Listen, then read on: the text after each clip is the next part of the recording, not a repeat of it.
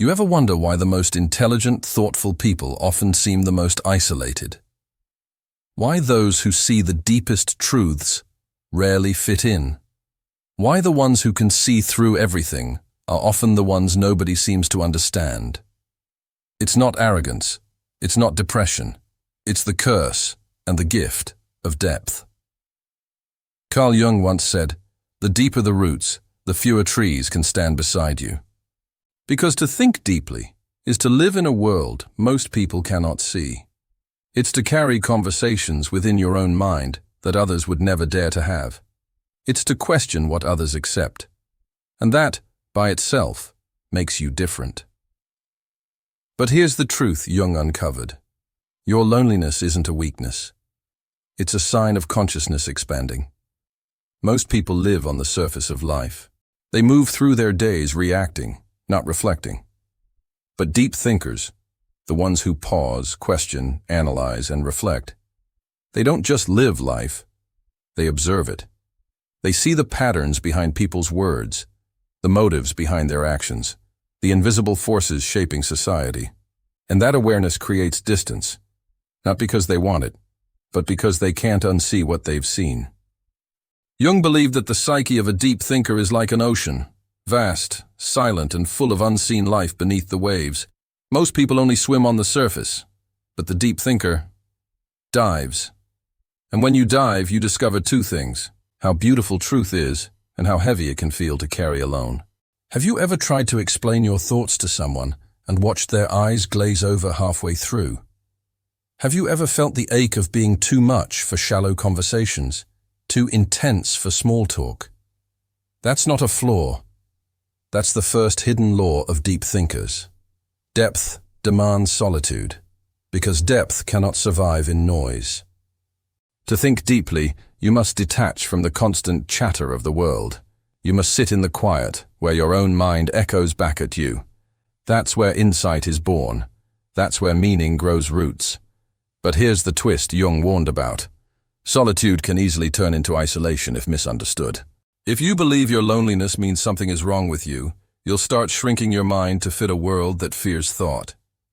And that's how many deep thinkers lose themselves, by trying to appear normal. Jung said that every individual carries a shadow, the part of themselves they reject to gain acceptance. For deep thinkers, the shadow is often their depth itself. They hide their curiosity. They silence their ideas. They play small to stay connected. But that suppression creates suffering, because the moment you deny your own depth, you begin to drown in it. The mind turns against itself. The gift becomes a burden.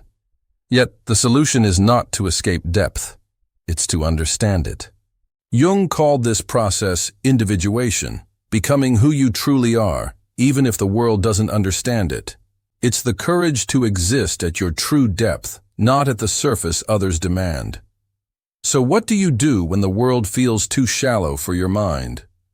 You stop expecting it to change, and you start building a relationship with your own inner world. Because the truth is, you're not lonely because you lack people. You're lonely because you lack conversations that feed your soul. And those conversations begin with you. Jung often wrote that a person who can sit in silence without fear has reached a rare level of maturity. Because silence, for most, is terrifying. It forces confrontation with their own thoughts. But for the deep thinker, silence is a mirror. It reflects clarity, meaning, and self-awareness. When you stop running from your own mind, it stops feeling like a prison. It becomes a temple.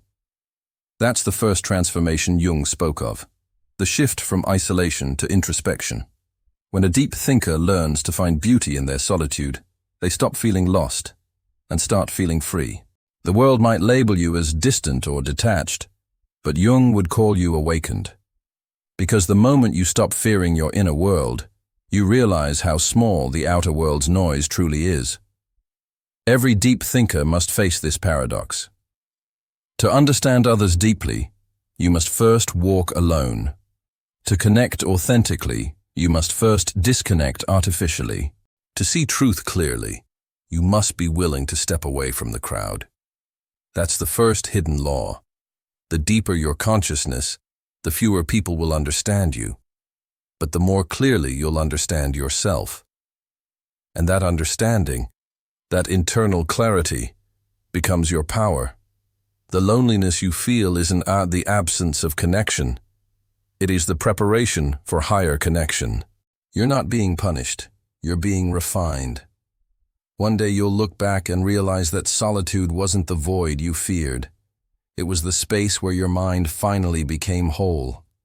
It was where your purpose took shape, your voice found strength, and your awareness became light. Jung said, "Loneliness does not come from having no people around you, but from being unable to communicate the things that seem important to you." So stop trying to make the shallow understand your depth. Not everyone is meant to meet you where you think. Your depth is not a problem to solve. It's a language very few can speak. But once you learn to speak it with yourself, you'll never feel lost again. The first hidden law reminds you, your solitude is not emptiness. It's evolution in motion. And the very pain you feel right now, of being unseen, unheard, misunderstood, is the exact pain that transforms you into someone extraordinary. You've probably noticed it. Deep thinkers rarely live peaceful lives. They don't get the luxury of simple days, easy decisions, or calm relationships. No, the deeper the mind, the heavier the storms. And if you've ever wondered why, Carl Jung had an answer that few are ready to hear. The outside world mirrors the inside world. Whatever lies unresolved within you will echo in your life as chaos. Jung called this the law of reflection, the idea that our unconscious projects itself onto the people and situations around us. You don't just meet others by chance. You meet the parts of yourself you've yet to understand. Think about it. Have you ever noticed how certain people instantly irritate you, even if they've done nothing wrong? Or how some situations keep repeating themselves, just with different faces, different places, different timelines? That's not coincidence. That's the mirror of your psyche trying to get your attention. Jung believed the unconscious doesn't speak in words, it speaks in patterns. Every conflict, every disappointment, every betrayal, it's a symbolic reflection of something hidden within. A truth you've avoided, a wound you've buried, a part of yourself you've rejected. And the deeper you think, the louder that reflection becomes. Because deep thinkers don't just analyze life, they absorb it. They notice everything. The tone, the silence, the subtext. They live with an awareness that most people never reach. But awareness is a double-edged sword. It grants you clarity, but it also forces you to confront everything most people are blind to. That's why Jung said, everything that irritates us about others can lead us to an understanding of ourselves. The people who frustrate you the most are not your enemies. They're your teachers. They show you the traits you've disowned, the fears you've denied, the emotions you've refused to feel. Let's take an example. You pride yourself on being calm and collected. You hate loud, emotional people. But what if their intensity triggers you because it reflects the passion you've repressed within yourself? What if your dislike for them isn't about them, but about your own discomfort with feeling? Or imagine you constantly attract unreliable people. You blame them. But what if they're mirroring your own lack of commitment to your truth? What if their instability is a reflection of your own divided will? This is what Jung meant by shadow projection. When you disown parts of yourself, those parts don't disappear. They live in the people you attract. So the deep thinker's curse is this. The more aware you become, the more clearly you see your own unconscious playing out in the world. That's why deep thinkers attract chaos. Not because they're unlucky, but because their minds are tuned to transformation. Life doesn't let them rest in comfort. It keeps handing them mirrors, again and again, until they finally look inward instead of outward. And here's where it gets profound. Once you realize this law, your perception of suffering changes forever. You stop asking, why is this happening to me? And start asking, what is this revealing about me? That single shift, from blame to reflection, is the beginning of mastery. Because once you see the pattern, you stop being controlled by it. Jung believed that self-awareness is born from conflict. Without friction, there's no light. The psyche needs contrast, tension between shadow and consciousness, to grow. That's why deep thinkers cannot avoid chaos. They are designed to face it, not as victims, but as alchemists. They turn turmoil into insight. They turn heartbreak into wisdom. They turn confusion into clarity. It's like emotional gold, refined only through fire. But this law comes with a cost. It forces radical honesty. You can no longer hide behind blame. You can no longer say, "They made me feel this way." Because you'll know, deep down, they only reflected what was already living inside you.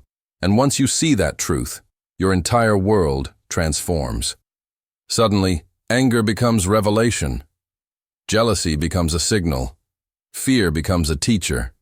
You begin to understand the language of your own unconscious. The chaos outside stops feeling like punishment. It starts feeling like communication. This is how Jung saw individuation, the process of becoming whole. You integrate every part of yourself, even the ones you once hated. Because until you do, those rejected parts will keep showing up as them, the people who trigger you, betray you, misunderstand you. The moment you stop running from them, you start reclaiming your power. Imagine this. You stop blaming the loud person and realize they're showing you your own fear of expression. You stop resenting the selfish friend and realize they're showing you your own lack of boundaries. You stop hating the manipulator and realize they're teaching you the value of truth. Every reflection, even the dark ones, becomes sacred. And here's the beauty of this law. Once you accept it, peace begins. Because nothing and no one can truly disturb you anymore. You stop reacting and start reflecting. People may still lie, hurt, or disappoint you, but instead of collapsing, you observe. Instead of fighting the mirror, you read the message.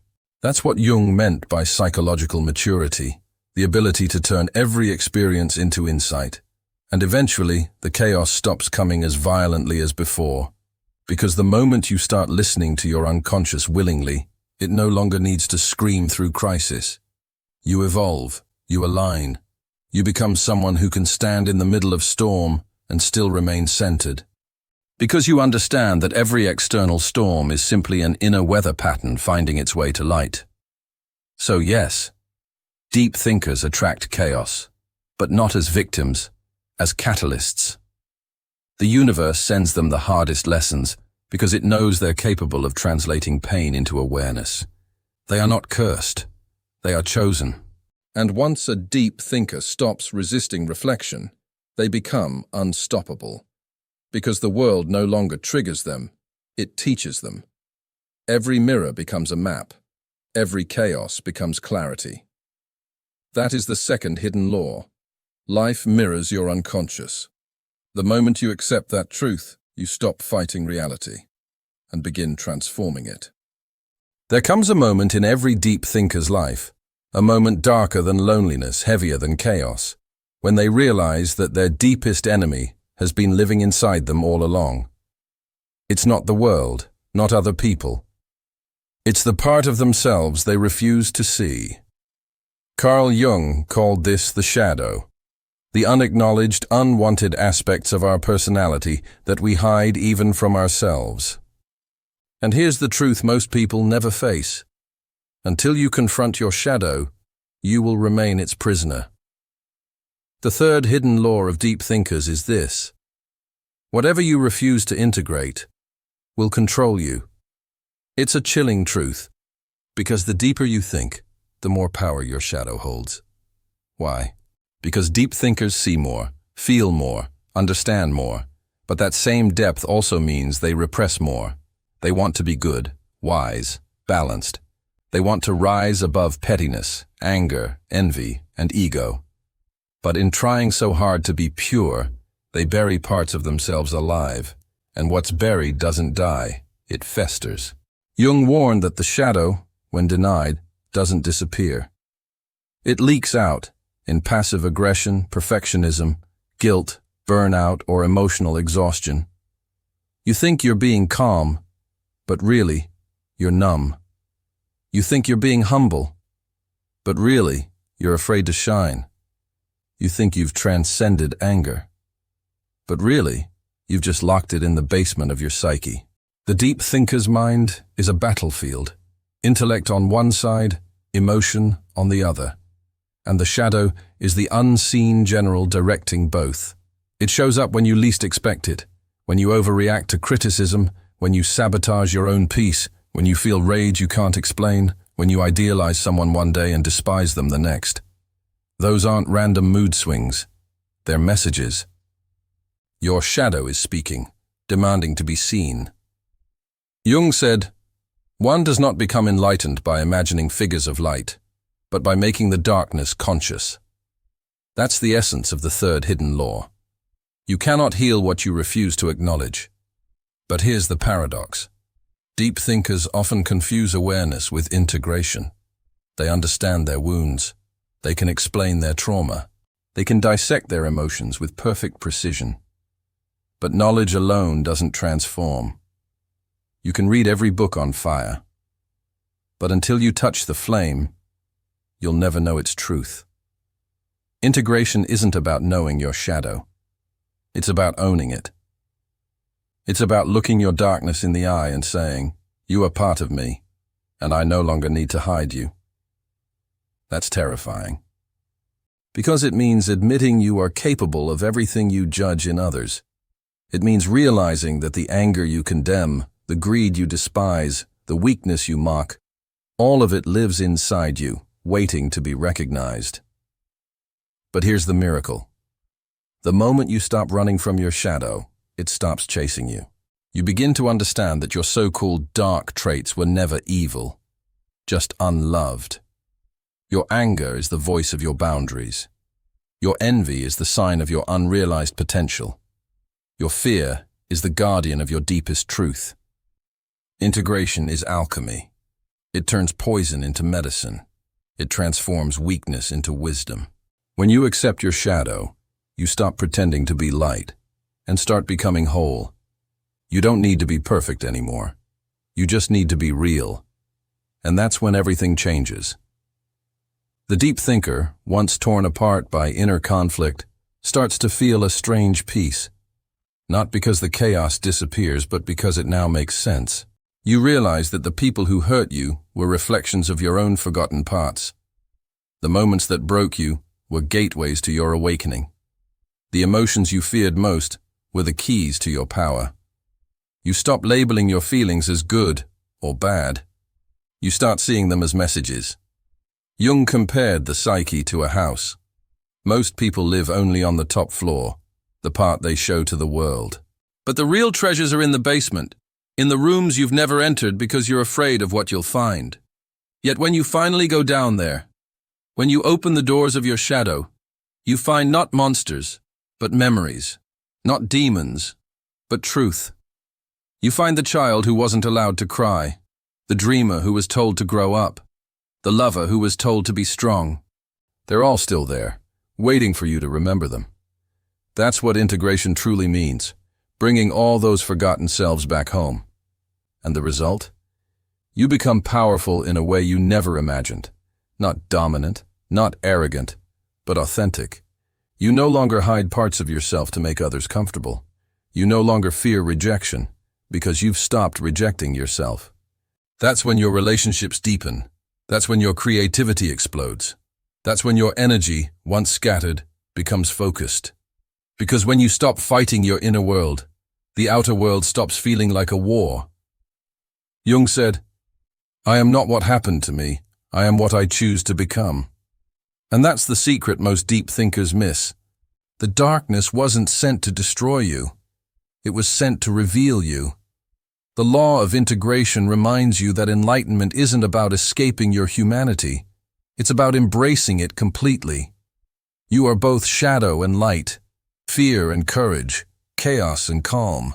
And once you learn to hold all of that without judgment, you transcend the battle.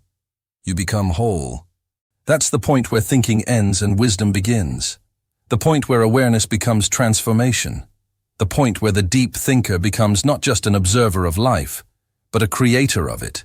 And that, Jung believed, is the moment your consciousness truly awakens. There comes a day when the deep thinker wakes up, and the world feels different. Not because it has changed, but because they have. The noise that once overwhelmed them now feels distant. The opinions that once wounded them now pass through like wind. The chaos that once consumed them now reveals itself as rhythm, a pattern, a flow, a dance of consciousness. That is the moment Jung called transcendence, when the mind, once divided by conflict, becomes whole enough to rise above it. When thought transforms into awareness. When reflection becomes peace. This is the final hidden law of deep thinkers. Once you understand yourself, the world can no longer control you, because control depends on confusion, and confusion cannot survive in a conscious mind. When you've walked through your solitude, when you've faced your chaos, when you've made peace with your shadow, there's nothing left for the world to use against you. No insult can pierce the self you've already accepted. No rejection can break the self you've already embraced. No storm can drown a soul that has already learned to breathe underwater. Deep thinkers who reach this level become different beings altogether. They don't react, they respond. They don't seek validation. They radiate clarity. They don't chase meaning. They embody it.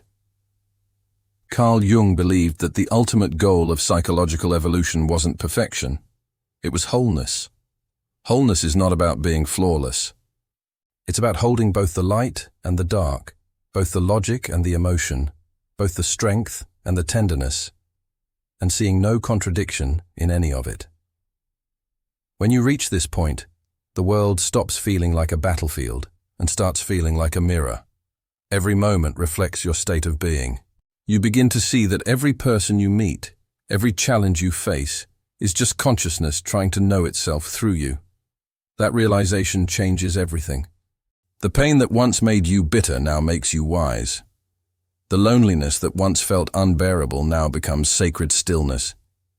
Even the darkness, once your greatest fear, becomes your greatest teacher. Because you now understand the secret Jung spent his life trying to explain, the things that once broke you were never your enemies. They were your initiation. They were sculpting you, layer by layer, into someone who could see life not just from the mind, but from the soul. That's why truly deep thinkers often appear calm, detached, almost otherworldly. It's not that they don't feel, they feel everything, but they no longer drown in what they feel. They've learned to let thoughts, emotions, and energies move through them like waves, powerful, yet impermanent. They've stepped out of resistance and into flow. And that flow is freedom. Because now, you no longer live life through reaction. You live it through creation. You're no longer at the mercy of the world's noise. You're aligned with its silence.